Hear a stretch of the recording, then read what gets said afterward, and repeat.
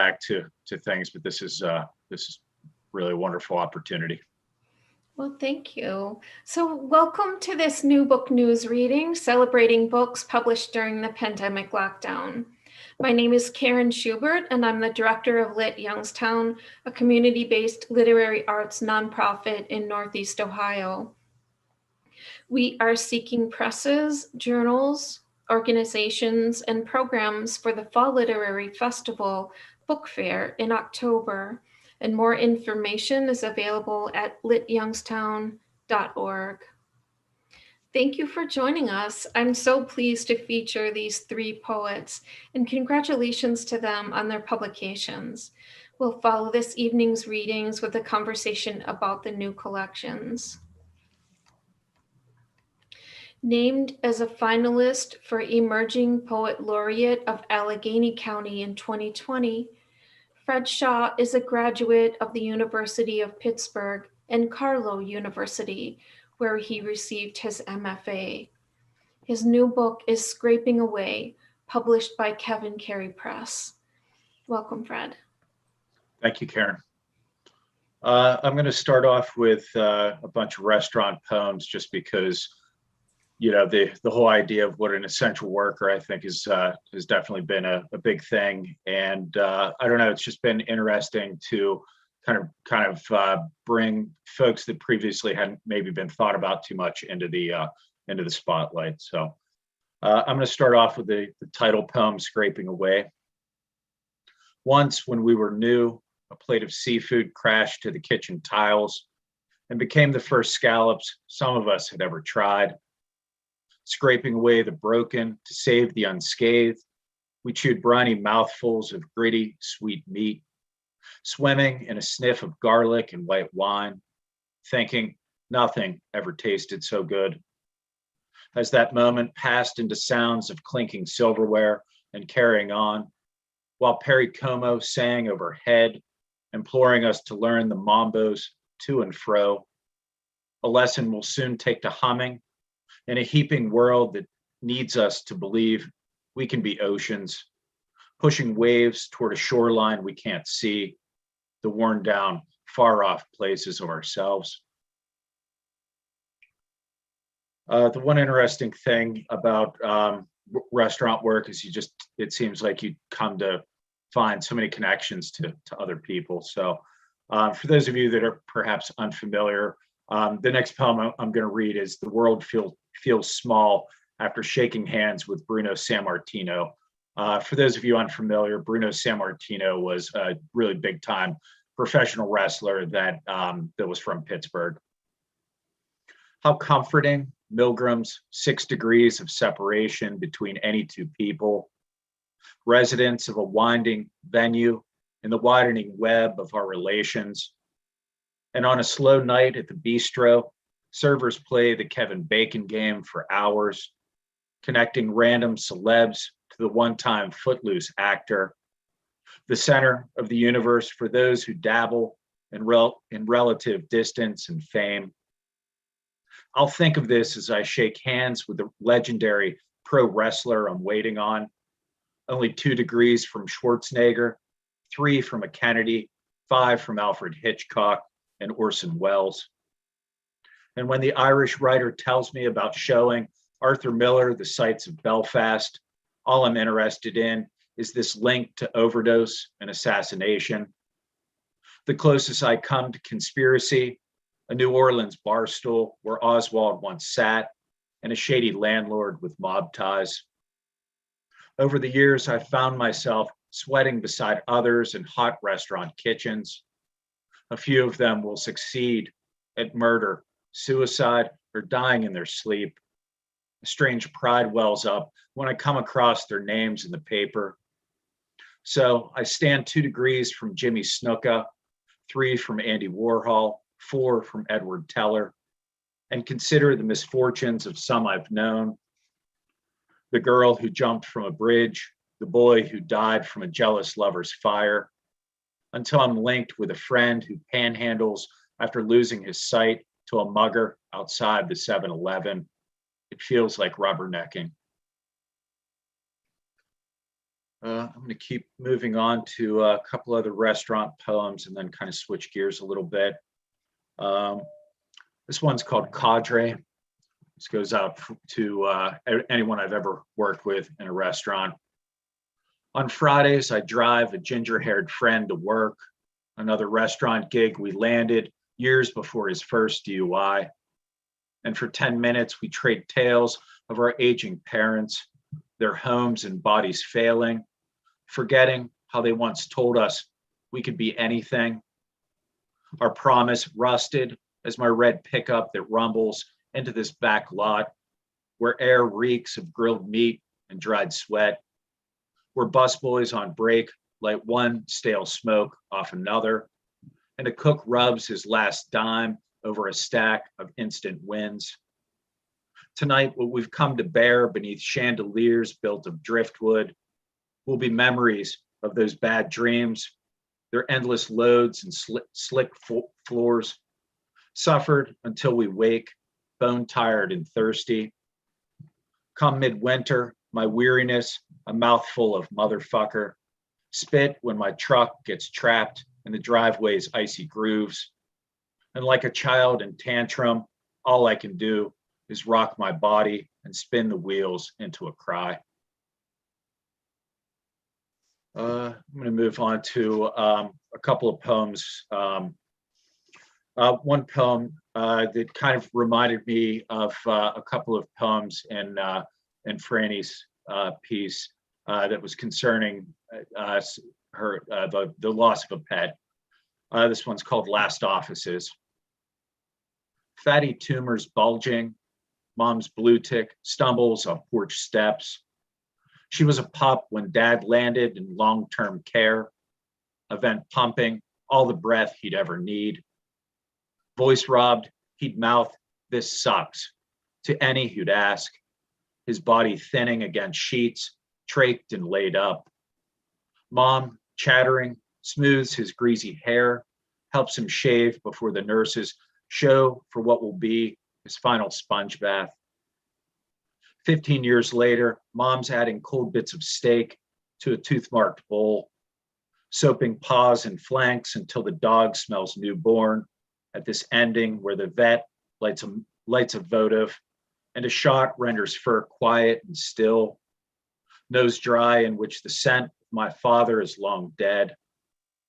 My mother left with only the sparking memory of his touch. I lost my father going on 17 years ago, coming up next month. So I thought it'd be a good time to read another one for him.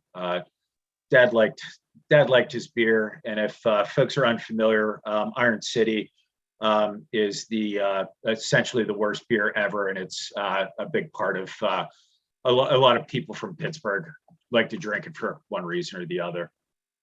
Reason to be. That lone brown bottle of dogfish head left in mom's fridge burdens us both.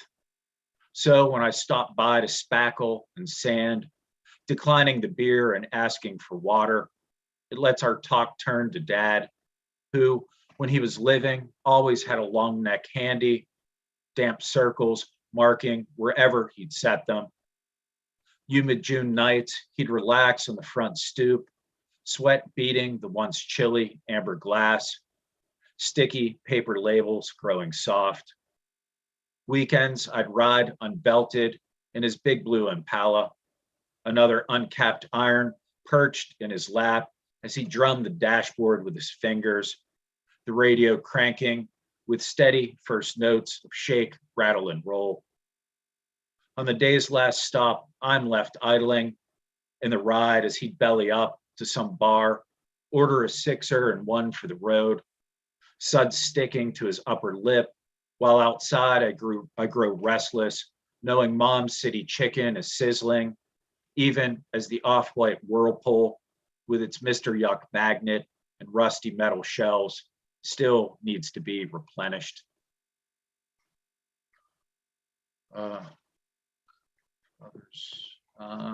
see.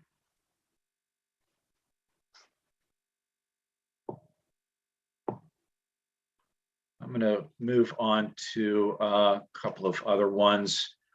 This poem's called Impermanence. Outside that rusty warehouse in Warren, PA, tall grass scattered with litter waits to be whacked, while close by, plastic chairs circle a dusty table where no one gripes about their hours during smoke breaks anymore. Inside these gray spaces, commerce forgot, silence rubs itself raw, among corners where shadows fall and take years to fade. I look for my image refracted in the jagged remains of 100 cracked panes that, even as a kid, I knew would have been shameful to stone. I'm going to read this poem. Again, goes out to John T, wherever he might be. It's called 2 Drink Minimum.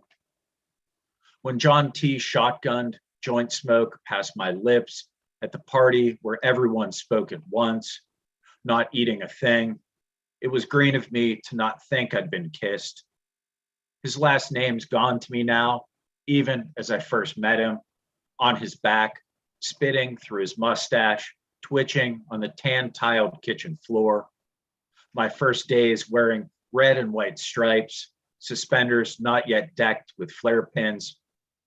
His black cap lying crumpled and tossed aside while burgers went cold and the fryer kept sizzling away. At Golden Lantern, weeks later, John T tells me he's a laid-off auto worker from Flint. He goes by Alice, a nickname Lucille, the bald barkeep, gave him in this gay bar that sounds like a dance party and never closes, a place where a sobriety token can buy you a rum and coke. And I know I'm far from Pittsburgh when, days after, on my way down Royal Street, I'll find him snoring in a doorway. Thin, pink-faced and goggle-eyed, he weaves his way to work, a place he calls a 2-drink minimum, that being what it takes to get him through the heavy double doors. At 40-something, his body's a hollowed-out haywire of epilepsy and HIV. When he cleans out the book bag he calls home, a dozen empty Gilby's pints clink inside. When he refuses the meds, he blames them for shitting himself on the Uptown streetcar one night. I forget now the lies I told myself about what I was doing for that year and the quarter, but mostly I listened to denial as it gathered in a pool of sweat beneath melted cocktails, headwater to the tiny rivers we floated upon. And I'm going to wrap things up with the last poem in the collection called The Communicants.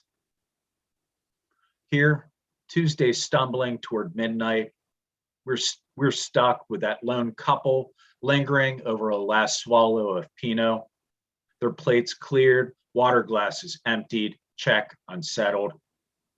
They don't care that the closing cook has swept and mopped his now dark kitchen, where the dish machine cools among bottles of bleach, or that last call was given long ago. Instead, they lean in and whisper while we sip water and try not to stare, soaking up the flicker of a muted TV, feeling forgotten like those doggy bags we pack that get left behind. And if work can be worship, it finds us supplicant and waiting for the chirp of chairs pushing back from their table, followed by heels clicking on hardwood, a recessional marking the end of service, the front door closing like a prayer, quiet on its hinges. Thank you. Thank you so much, Brad. Kerry Trautman is a poetry editor for Red Fez, and her work has appeared in various anthologies and journals. Her books are Things That Come in Boxes, published by King Craft Press, To Have Hoped, published by Finishing Line Press, and Artifacts, published by NightBallet Press. Her new book is To Be Nonchalantly Alive, published by Kelsay Books. Welcome, Kerry. Thank you so much. It's so nice to be here. I think I'm going to start with a restaurant poem from the book in honor of Fred's restaurant poems. Sort of a restaurant poem. It's also a theater poem. I miss theater very much. This is called To the Four People in the Theater Seats in Front of Me. You smell like you just came from a restaurant. Complimentary mini bread loaves sliced on wooden boards and buttered, dense crusts torn and passed hand to hand. There must be crumbs in your hair and rosemary breath and that one last sip as you rose, oh, we should get going, of crushed ice water, cooling garlic throats and balsamic. There are several poems in this book about fires. And it's not that I seek them out, but I think it's just the drama, the emotion involved when there are fires that happen. I tend to write about them. So this one is written after there was a fire at the Heaven Hill Distillery in Kentucky in 1996. So this is kind of based on that. This is called Wasted. Foxes smelled the burning oak and alcohol before the humans did. The way you know an unseen lake is near by scent of its evaporation. Barrel by barrel explosions, 90,000 bungs launched sideward as alcohol realized its ancillary potential, fuel, burning ricks and lawns instead of throats. Dazed crows dodged blast-flung staves and 300-foot flames, saw rivers of blazing bourbon through black plumes. 5, 7, 20 years of resting labor, of commitment to creation that's at least a 5 years wait to reap, like planting a peach orchard or asparagus patch, all wasted downhill like lava flows in 60-mile-per-hour wind. Corn vapors remembered having been born of nearby fields, and to fields they shall return, the air boozy for miles, the angels taking more than their fair share, the devils cut, cindered to smoky rubble. Bluegill and creeks had hardly oxygen enough after the hot whiskey flood, their gills rinsed in sugary oak. Above, buzzards riding updrafts of caramel. And then I have another fire poem. This one was based on a fire that was in Hartford, Connecticut in 1944 in a circus. This is called 15 Minutes. Even the greatest showpieces on earth are flammable. Pink tutus strapped around elephant hides by muscled trainers, even their biceps and suspenders, even a proboscis and feathered headdress, and the 5 lions perched up and over a steel arch, even the aerialists, their sequined leotards, the whips and chairs of tiger tamers, the high wire unicycles, ballet slippers, the ringmaster's top hat and silk tailcoat, even the clowns painting themselves in the dressing tent, craning grease-painted ears toward a chorus of chaos, lifting the lower canvas flap to see stories high flames and black peanut tiger popcorn smoke. Especially the 120-ton big top tent, rainproofed with gasoline and paraffin, which melts and showers incinerating droplets to wooden bleachers and collapsing tree trunk posts. Even the parents, even as they scream themselves back into smoke clouds of bursting balloons and candy apples, dragging small, screaming, blackened bodies to finish smoldering in summer sun. 167 charred bodies stacked in mud, dressed in what's left of sooty Sunday best. Zebras and giraffes stomping in the menagerie tent, smelling what's coming. That one's kind of a big bummer. I'm going to read the title poem for this book. It's called To Be Nonchalantly Alive, and that was a line pulled from this poem. Most of the poems in the book all focus on making the most of small situations or living in the moment and kind of taking in everything as our duty. And I think as human beings, it's our duty to appreciate every moment we have, and as writers, it's our duty to document that and kind of maintain even small details for posterity's sake. So it's the two little prose poems together, numbered 1 and 2, and it's called Reasons to Pull the Car Over on a Narrow Country Highway. 1. The man walked into the straggly strip of tiger lilies and grasses and morning glories, closed now, bordering the roadway and a soybean field, his long lensed camera raised, strap draped around his neck, relaxed, as if, of course, he must shoot what it is there in the field he sees. 2.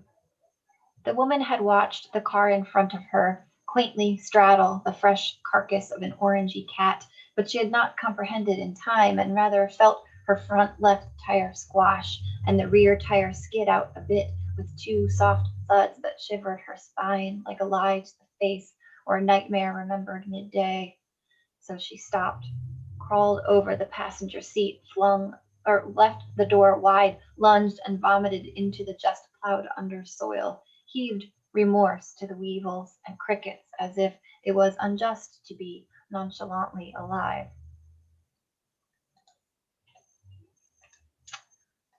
So this next poem I wrote while my daughter was having wisdom tooth surgery. It's actually an ekphrastic piece based on a painting by a painter here in Northwest Ohio. His name is Randy Bennett, but you don't need to know the painting for the poem. It mentions a bunch of the names of saints, and there are footnotes in the book. I'm just going to go over real quick the names of the saints and their patronage. So Saint Apollonia is the patron saint of dentists. Saint Thomas Aquinas is the patron saint of students. Saint Luke the Evangelical is the patron saint of surgeons and artists. Saint Gabriel Possenti is the patron saint of gun owners. Saint Dymphna is the patron saint of mental illness, and Saint Raphael is the patron saint of doctors and pharmacists. So this is wisdom. Saint Apollonia, my daughter's jaw needs your wisdom this morning. 4 teeth jerked away as crows cawed outside the oral surgeon's window. Things will be taken from her over and over again. There aren't feathers enough to embellish this knowledge. St. Thomas Aquinas, our school children need your robes to shield them at their desks. Buzzards soar above their jungle gyms, sniffing for gunpowder. There are always talons poised to uproot tender feet from soil. St. Luke, the Evangelical, take Apollonia's hand. Deflect the light so my girl cannot walk towards it. Assure her there is nothing there to see, that her regular Friday is worth finishing. My daughter's physics teacher drew diagrams of birds' wings and loft, of levers and wedges and the arcs of projectiles. Saint Gabriel Possenti, lower any barrels raised at living targets. Intercede between flesh and lead. Alter trajectories. Gray-black shadows hover circles over calculus class and biology and a Tuesday morning ACT administration. 2nd grade teachers are skilled at pulling baby teeth. Older, we dream our teeth fall out, wake to dried drool on our cheek, licking the rows to check they're each accounted for. St. Dymphna, relax troubled psyches, numb triggers and their fingers. My girl will rest the weekend away with pain pills, ice cream, and TV. St. Raphael, you're overwhelmed. Beg the aid of blue jays and goldfinches like Sleeping Beauty might. Make prisms from what pinpoints of light you find in our dark. So I have one more. This one is in 7 little poems, all focusing on a different type of oil. This is called Of Oils. I don't think I've ever read this one out loud before. Of Oils. 1. Mouse girl in the back of the classroom whose hairs conglomerated in striations, enunciating the tufts growth patterns like a field of soil freshly tilled and inoculated with rows of unseen seeds. 2. Olives were plucked and pressed to meld my pan full of chopped onion and garlic, translucening their cellulose with celery, carrot, and golden sluice, as if the olives, who could not avoid their own demise, will accomplice fellow vegetables' slow sweat. 3. Iridescent swirls floating on parking lot puddles, retired from the work of slicking cars, gears, and ball bearings, left now to drift and glimmer momentarily, sinking back into black asphalt nooks when the sun completes its work of evaporation. 4. My fingertips smell of tangerine peels, the citrus oils dense as chrism blessing the nail beds with winter sweetness. Perhaps the wise men, instead of myrrh, could have bestowed upon the babe an arc of oranges. 5. I rub mentholated ointment on my son's chest like the hull of a ship in a bottle. The slickness smells blue as peaks of January sky between swells of snow cloud. The iced whiskey vapor will expand alveoli, soothe mucosa, bring sleep. It will. 6.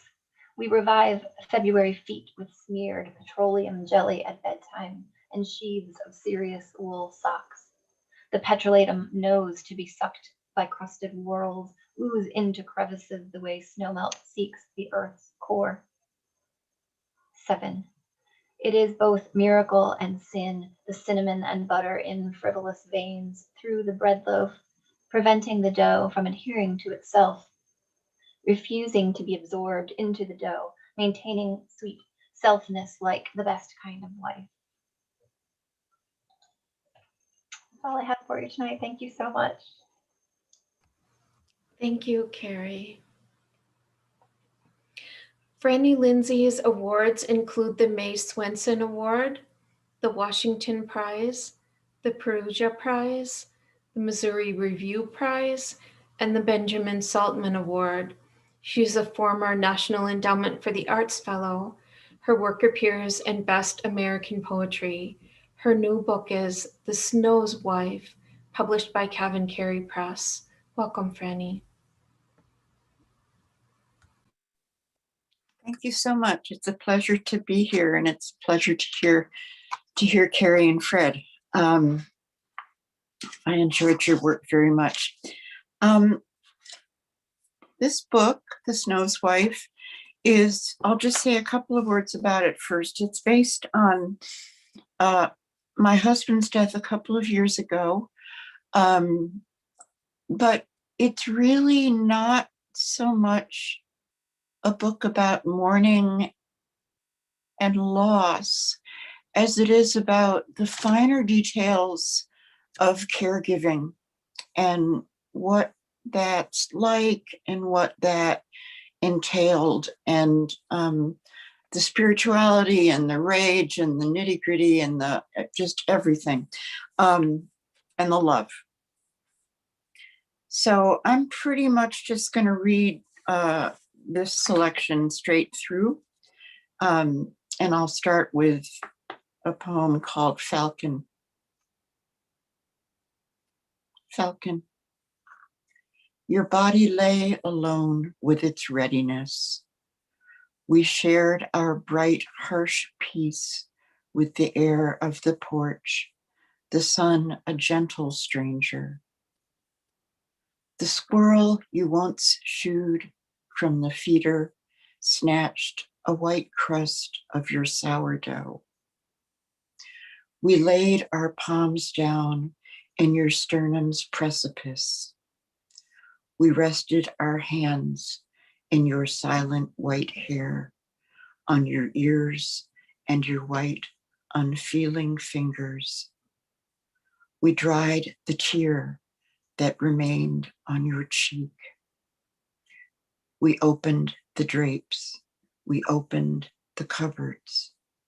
There were your goblets, the rest of your whiskey, your pocked birthday spoon, clean tea towels folded asleep, and your bathrobe tall on its hallway hook. On the bedside table, water stood in its cup. Your thirst had stopped. The Christmas cactus put forth a blossom. Your King James Bible perched on its chestnut stand like a falcon, wings opened wide to Isaiah. Once I watched a female peregrine swoop on a field mouse. I watched some boys swoop on a muddy red frisbee. Their clean hair glistened. In the white chapel, an amateur choir fumbled an anthem's opening notes. The peregrine came to rest on a birch tree's scarred white arm. It shook with her sudden weight. Some dry leaves fluttered with afterlife. She came for her lonesome feast, her labor of snapping the still moist bones. In the harsh and bright moon's peace, she tore and ate.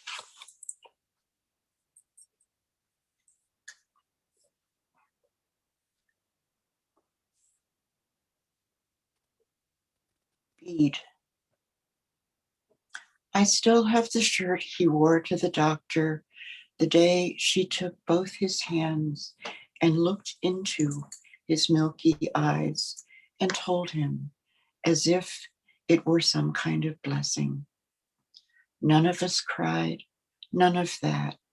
Instead, we sat in an awkward huddle and skimmed the scan report, all 7 single-spaced pages making no sense, especially to him who swore to God that a life was a string of beads made of single bright days, and all you needed to do to be happy was thread them.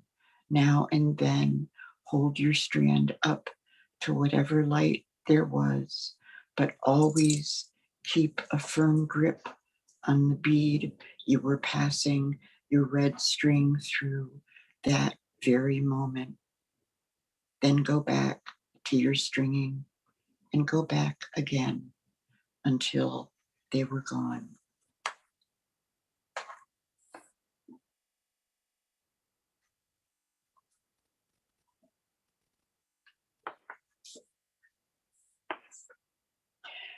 This next poem is sort of a dream sequence. It's based on an evening I will never forget, but the evening itself felt very dreamlike. Refuge. You didn't have your cane. The dark March wind made you weak. You only had a little way to go. You leaned against a stucco wall I saw once in your travel books. You wanted aspirin. Your scarf was much too tight. Your hat was gone.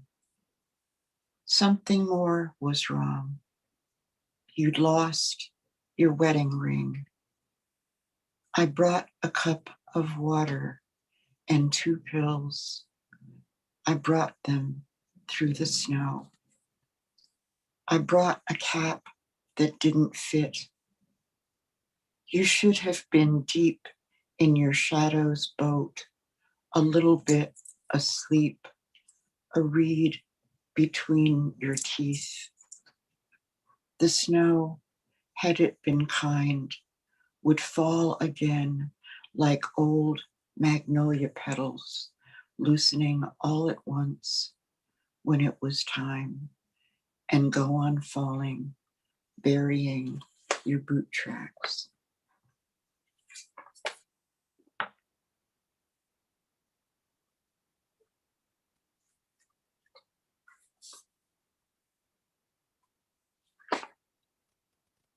I used to get up very, very, very early in the morning before it was light, and take the dog out.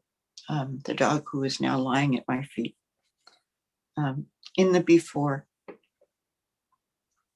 those mornings just after the cancer had stolen into your bones, I walked the dog early, the weak moon still out, coat over pajamas, your woolen socks under my snow boots, a half awake grip on the leash. No cars yet, nothing to prove we were there, just an ephemeral helix of paw prints and boot prints. And when we came home to bed, your sleep drifted open for us like the arched oak door to St. James Church, where you hoped, where I hoped you would be strong enough to go back on Easter.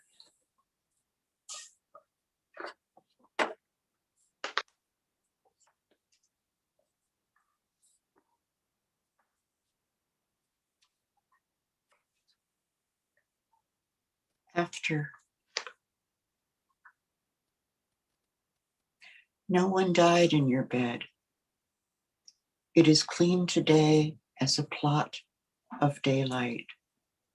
The sheets are new, the pillows nestled like well-nourished children. The packets of square blue swabs for your lips, the folded diapers, the delicate syringes, these were props. Someone prays as the wind grabs bone specks away from her palms. The wind has other blowing to do. Someone cries and the months don't care. Someone tends the plants and they bloom. As if informed, the mail stops. Then God appears as a story, or as the breeze where a story belongs. You died in your bed. We came. We held your face. Summer came too. We had to allow her in.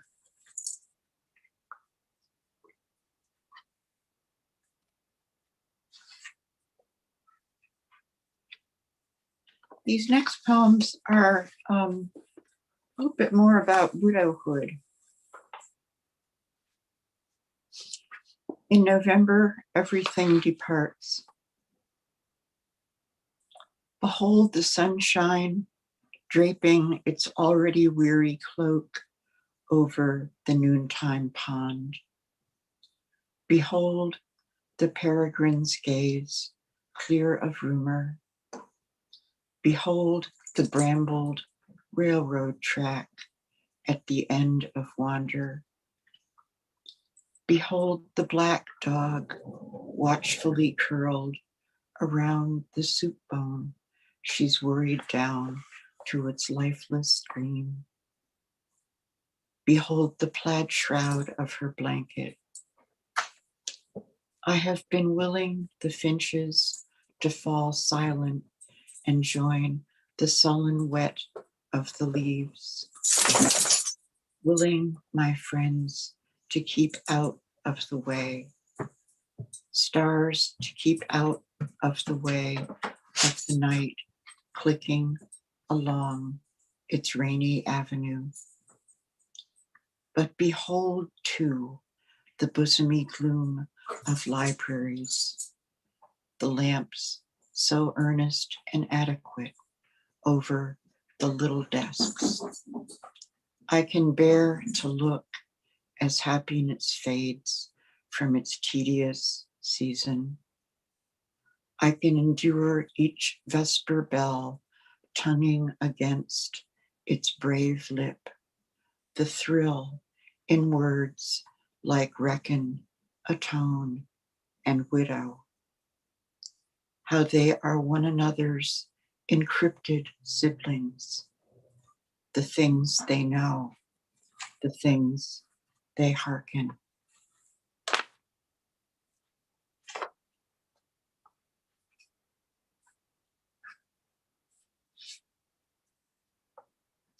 Morning.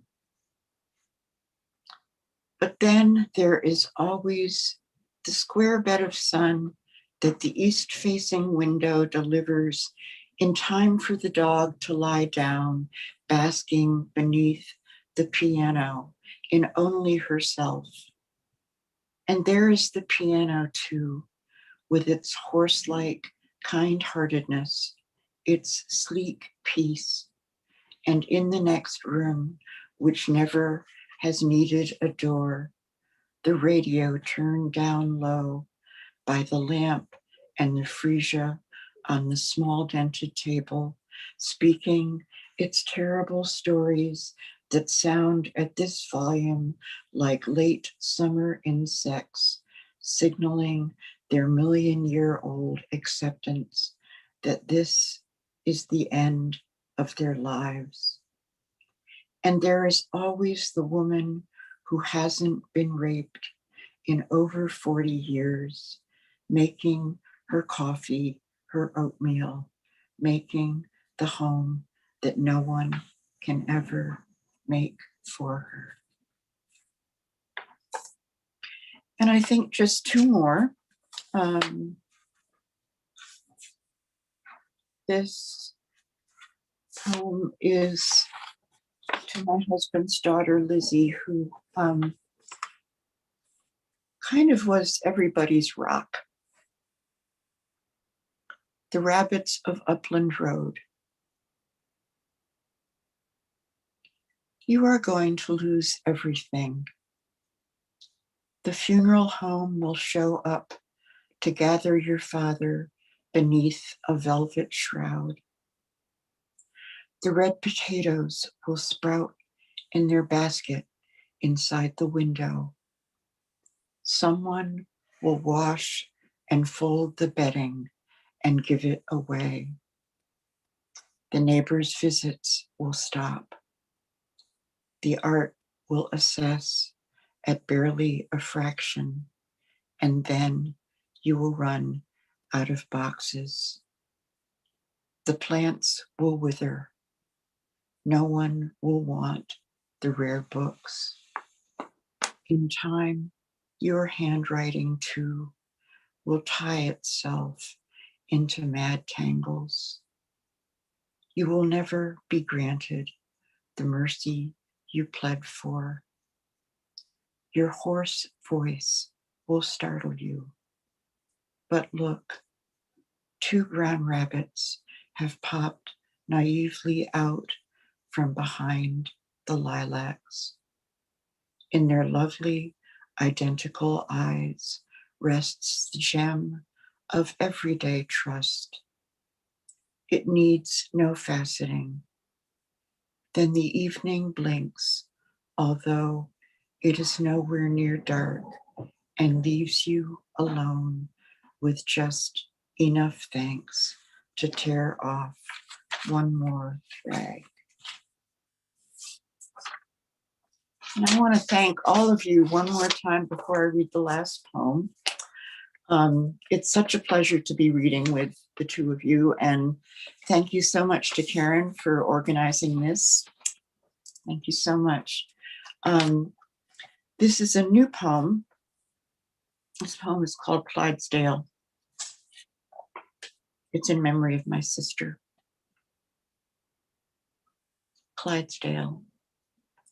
The angel who bore my sister away was a Clydesdale gelding, flanks golden red in the evening sun.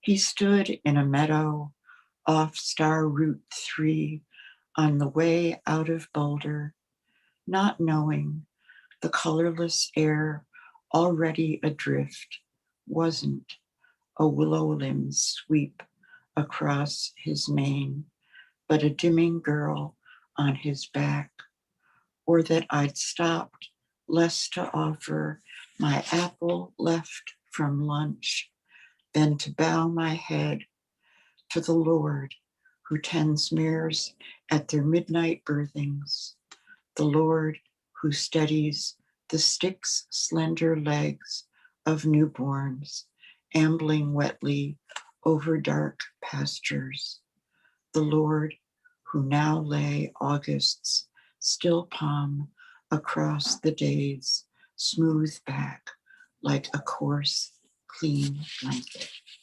Thank you so much. Thank you so much, Frannie.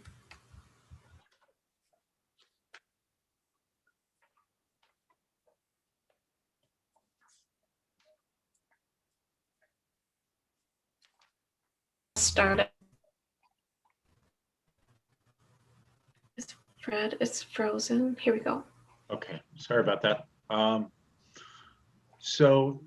Some thoughts on each of your books that I both liked quite a lot as a book reviewer that mostly focuses on local poetry. I feel like sometimes work that is based outside of Pittsburgh sometimes falls underneath my radar. So it was a lot of fun to get to check out both your works. Kerry, one thing that kind of came up as I was reading your book and that we had kind of touched on a little bit before the reading got started was the fact that so many of your poems deal with food, which I think is wonderful. I hasten to use the word foodie because that's, I don't know, I sometimes just don't love that word. But there's just so much tangible through the sense of taste all throughout it. And like I said, that a lot of the poems made me hungry. But there was an awful lot of smells throughout that as well. And I just thought that it was interesting that both of those senses are so related to memory and the ways that, that we recall, meals that we loved, and especially smells that we've come across.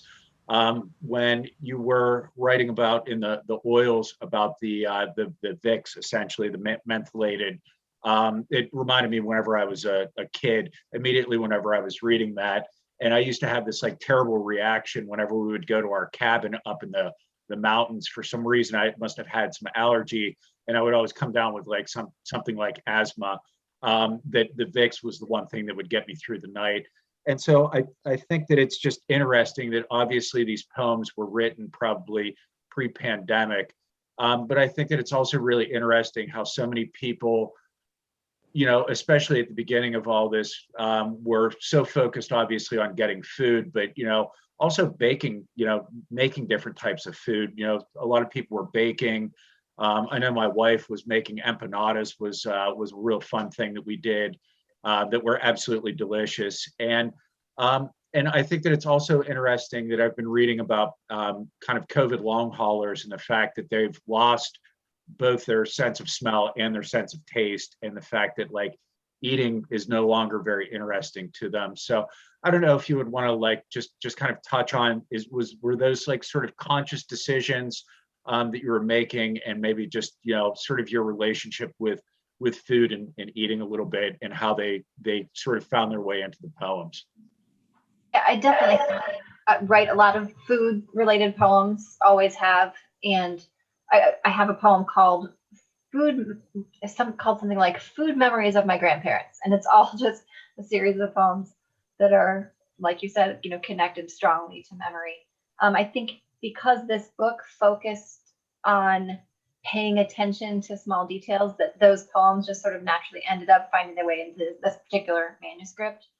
There certainly are a lot of others that I have that could be a book in and of themselves. I like to cook. I've always liked to cook. I grew up watching my mom bake and watching my dad was the cook of the house. My mom was the bake of the house, or the baker. And so I think it was just natural that I was, as a person who pays attention and as a creative person, that I was drawn to cooking, as well as, of course, eating.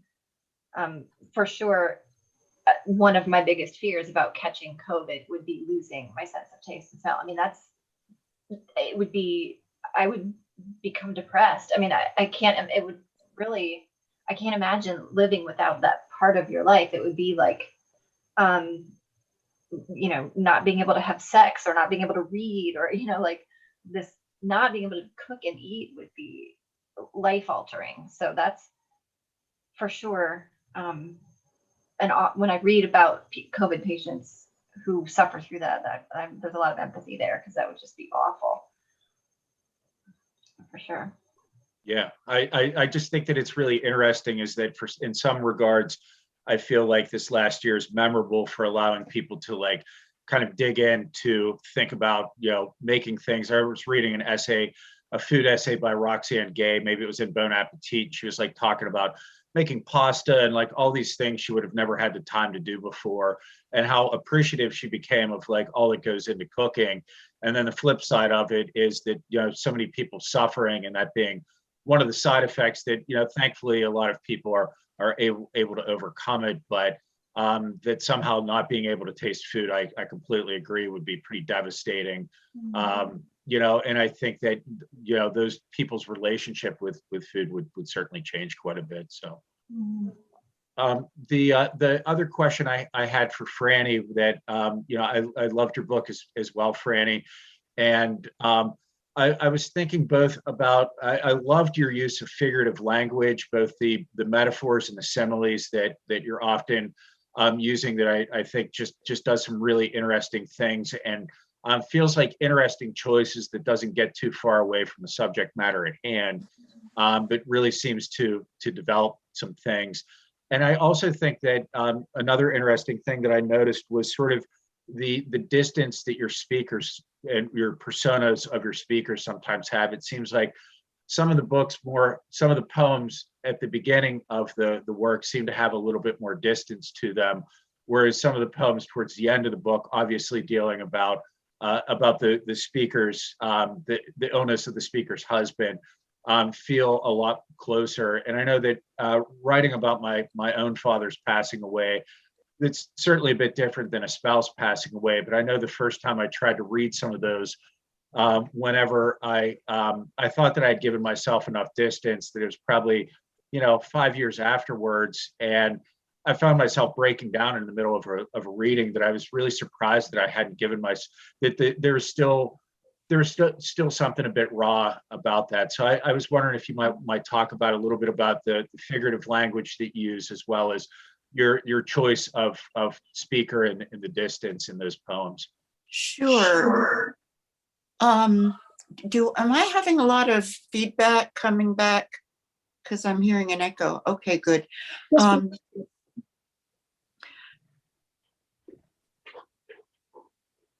When I write about grief, and I write a lot about grief, I teach a course on the poetry of grief and trauma.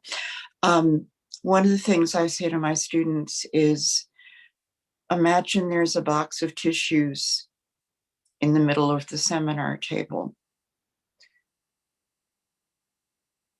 If you're reading your poem and you need the tissues, it's not time to read your poem yet. That box of tissues is for you to pass to somebody. And I sort of give myself the tissue test. I don't read a poem before an audience until I can get through it in the mirror, and then away from the mirror, and then to a couple of friends. I just make very, very sure. And even with that,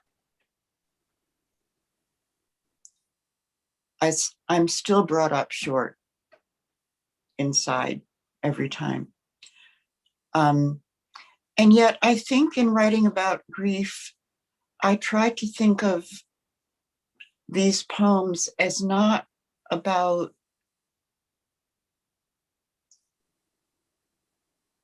personal suffering, but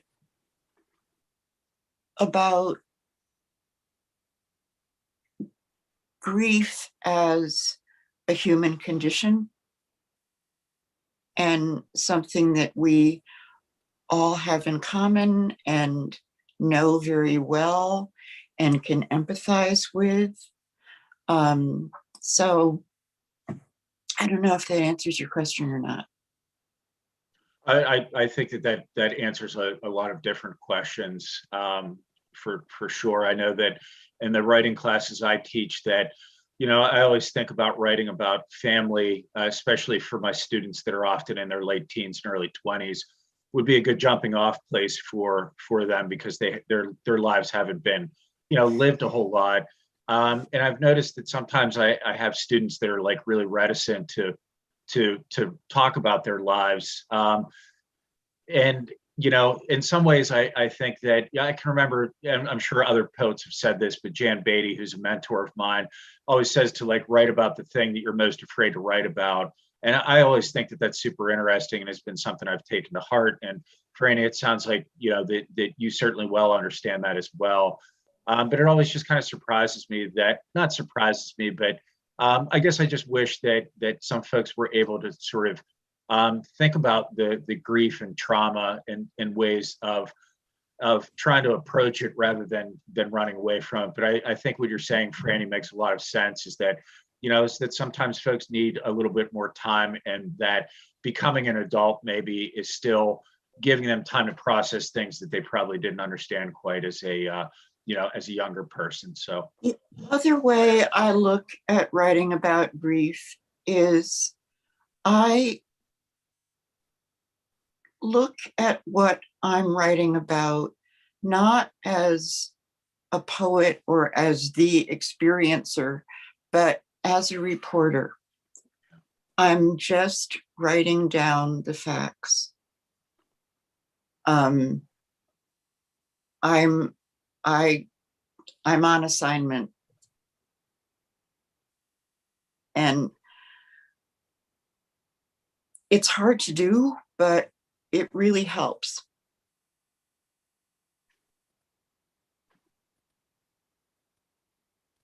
good.